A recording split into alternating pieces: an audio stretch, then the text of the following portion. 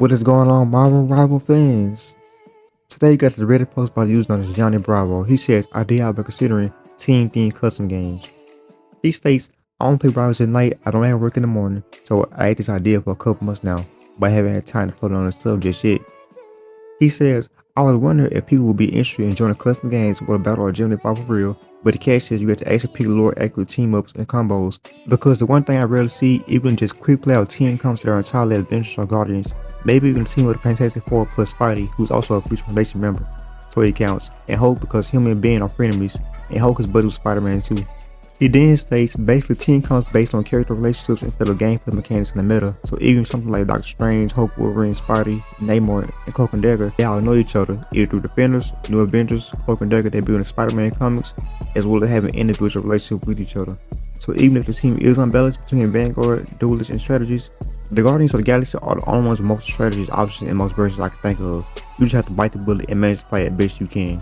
If it was an extra group of heroes hanging out together before getting suddenly thrown into battle, so a slight RP aspect, except we still be fighting to win for real, just for added spice for fun. Now, this idea by the Reddit user has potential and it seems fresh.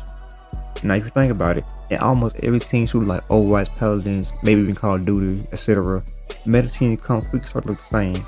Highest DPS, best sustain, best build. Even when people love a franchise like Marvel, the gameplay ends up overshadowing the fantasy of actually being those characters. And the Reddit user idea pushes back on it. For example, lore for team building. Instead of picking whoever is the strongest, you ask players to step into the mindset of those characters. For example, why would Spidey fight alongside Strange? Why would Hulk be there? That small RP element makes a match feel like a Marvel crossover comic came to life.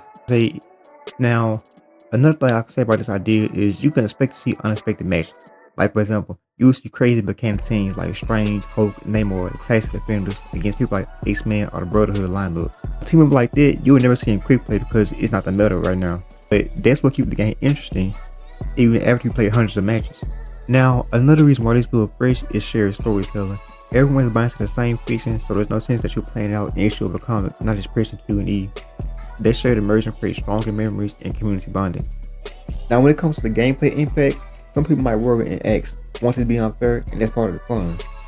For that, you have to figure out how to work around common flaws, just like the Avengers would if the team lineup wasn't ideal. Now, another thing about this, it tests your creativity and mechanical skill in a different way, which is a good thing. And since everyone's on equal footing using themed teams, it can still be competitive. It's competitive in a new, more narrative-driven way. Plus, it can also help break the frustration a lot of people have in quick play when they get stuck in mirror comps or meta spam.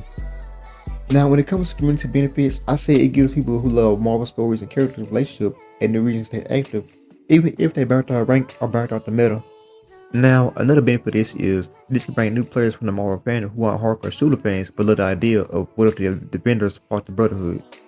And for our third benefit, I say it builds friendly sub-communities. Theming custom games tend to be less toxic because everyone buys into the same creative idea instead of just splitting to win. Overall, my opinion on this is, I think this is a good idea and it has lots of potential.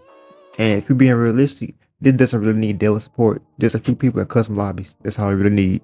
Alright guys, we got another Reddit post by the user known as Entertainment Odd 2169. He says, what characters should never be meta? What are some characters that you feel should never be top of the meta that will make the game feel really unhealthy if they were S tier? Personally, I would say Penny Parker and Widow. If either of these were hard meta, I feel like I would honestly quit the game. As a tank player, nothing infuriates me more than seeing Penny on the defense map with an opening trope like Central Park / Contour.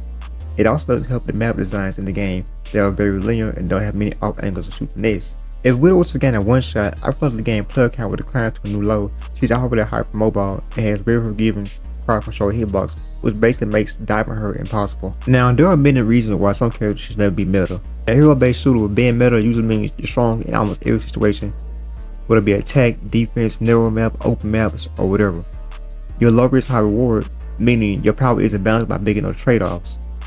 And you also force enemy to react to you instead of the other way around.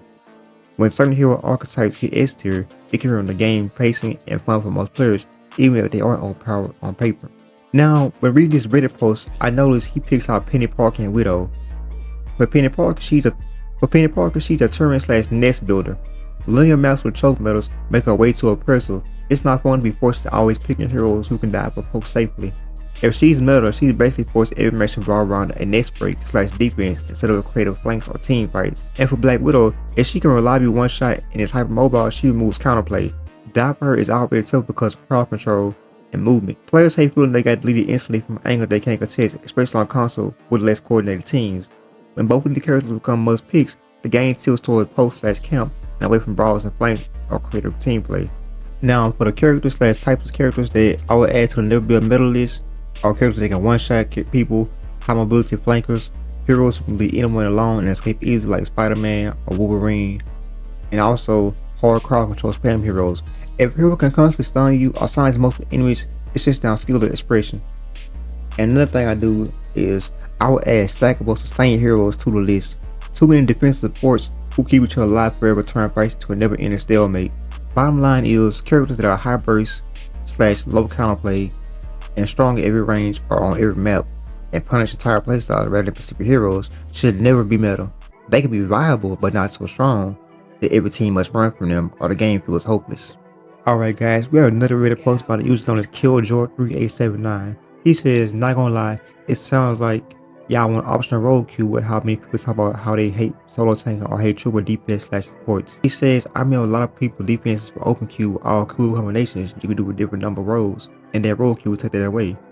I get that, but in the same breath people talk about how invisible it is to be the only tank on the team, or how annoying it is to deal with 3 interlock DPS and be forced into a role you don't want to play, and how trooper heals has too little damage which just causes the enemy to roll them. He then states it just like Deja Vu Overwatch before they add a roll queue. If I'm to give my personal opinion on it, I like the option. The 1 out of 5 games where I win with a little less orthodox comp is immensely worth all the bitterness of all the other 4 games due to XYZ. It's just nice not to have to worry about team composition. Now this is actually a very fair and insightful take, and it shows the same tension that every team hero shooter community runs into once the game has enough heroes and players. People say they want freedom, but a lot of players like the idea of an open queue. We can run 3 DPS, 2 tanks, and 1 support if you want to, or any other team combination. And plus, we're not locked into boring meta comps. And another thing about that, we got cool combos. Imagine triple tanks or triple healers. The reality is, you really get people to coordinate those fun comps, and you often get 3 selfish DPS, and 1 support focused on mercy, and 1 poor soul taking solo. And another thing I can say is most players end up tilted because the comp isn't balanced, which ruins the fun. Now, in my personal opinion, open queue is a fun in theory, as in the custom / arcade mode, but role queue doesn't remove creativity. It just ensures basic team structure so everyone can actually play their role instead of firefighting someone else's pick. Anyways, this can be all for the day. Make sure you guys give me your thoughts and your opinion. Do you think role queue should be added to the game, or what? Should it be its own game mode, or should it be in ranked, not ranked, what?